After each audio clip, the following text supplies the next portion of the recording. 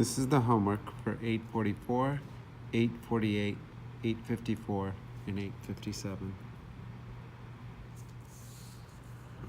In problem 844, without rewriting the mass of each planet, can you tell which of the dwarf planets is larger, Pluto or Haumea? Well, Pluto's mass is 1 and 305 thousandths times 10 to the 22nd kilograms. And Haumea's is 4 and 6 thousandths times 10 to the 21st. If you look, this is approximately 1 and this is approximately 4. And they're both being multiplied by 10 to the 22nd, and this one's 10 to the 21st. Well, if you look at the exponent, this is going to move this decimal to the right one more place value than Haumea's, because it's only moving it to the right 21 times. So Pluto's mass is going to be greater because if you look at the exponent, 22 is greater than 21.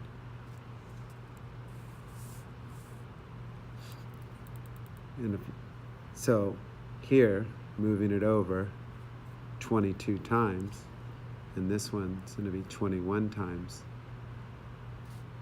This one's going to have one more digit than Haumea's.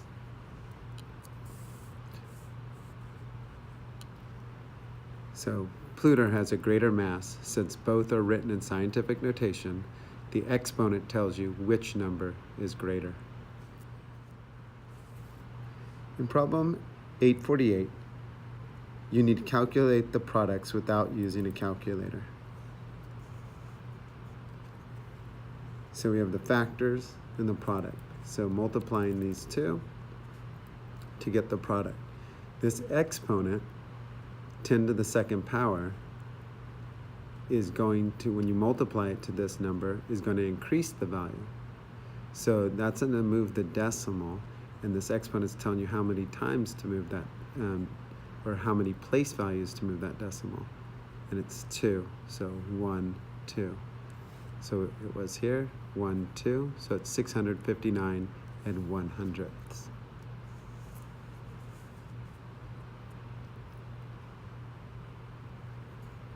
For the second one, it's 10 to the 7th power.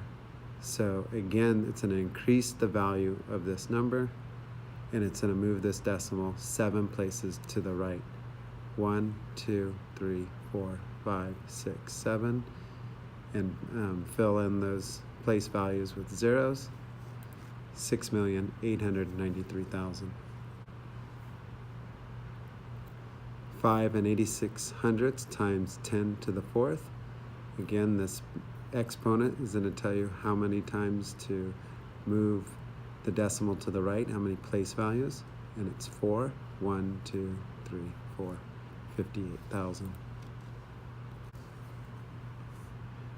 92 thousandths times 10 to the 3rd.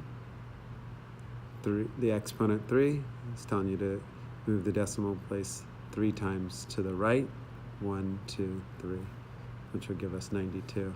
Remember, if it's a positive exponent and you're multiplying it, it's going to increase this value. So if I were to move it to the left, that would decrease this value. Moving it to the right increases the value. In 854, you need to write the numbers in scientific notation. For a number to be in scientific notation, you have to have to the left of the decimal in the ones place a value between 1 and 9. So it cannot be 0. So we move the decimal's here in 370 million, the decimal's here. So we want to move it 1, 2, 3, 4, 5, 6, 7, 8 times. So I moved it 8 times. I can't stop here and make it 37 because remember, to left of the decimal, you can only have one digit. and it has to be in the ones place, and it has to be between 1 and 9. So a value of 1 through 9.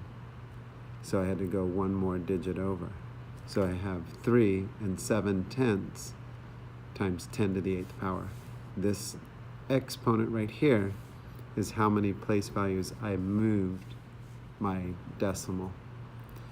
And I went from a very large value to a very small value, but I'm multiplying it by 10 to the 8th, which is also, it's a very large value. Still equal to each other, but I'm simplifying it. For problem B, the decimal is here, and I'm going to move it 1, 2, 3 decimal place values to the left. So it's 10 to the 3rd, and remember, to the left of the decimal has to be a number between 1 and 9. In problem 857, we need to find the rule for the table. So first I'm going to find the rate of change. And I can see that from 5/100ths to 0, it's going down, it's decreasing. It's by a negative 5/10. And the y is also decreasing by 1.5 or negative 1.5. If I look at the positive values, this from 0 to 2 is positive 2. From negative 2 to 4 is positive 6. I'm choosing this one because 4 to 5 is 1 and 10 to 13 is 3. I chose this one because it's the simplest one. But if you look at this, remember rise over run? For rate of change, the difference of the y's over difference of the x's. This is 6 over 2. Well, 6 over 2 simplifies to 3. This one, 13 minus 10 is 3.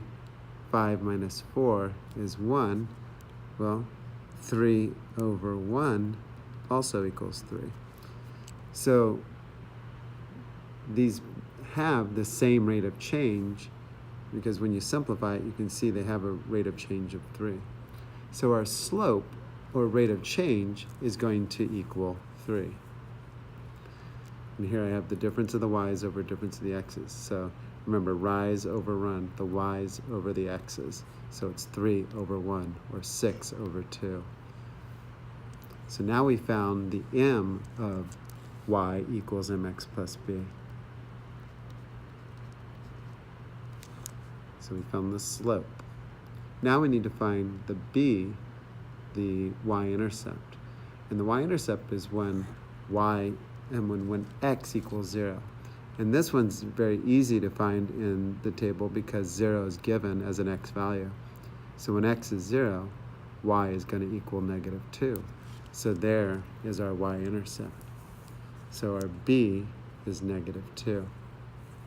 So in slope-intercept form, m was the rate of change, 3. So we have 3. And b, our y-intercept, negative 2.